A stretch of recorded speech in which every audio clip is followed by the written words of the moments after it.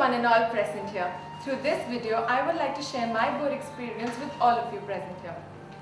My achievement was the result of a cumulative effort comprising of hard work and dedication, plus the encouragement and support of my parents, school, teachers, peers, etc.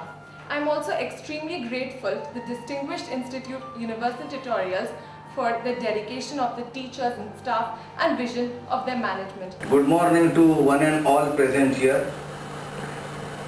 At the very outset, I congratulate all of you for your brilliant performance in CBSE class 10th and 12th standards exam.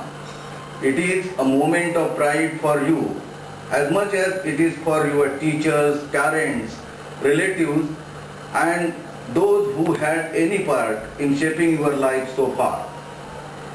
I also take this opportunity to congratulate all the staff of the Universal Tutorial for their contribution in mission of education and shaping a young mind. I am sure each one of you has different dreams.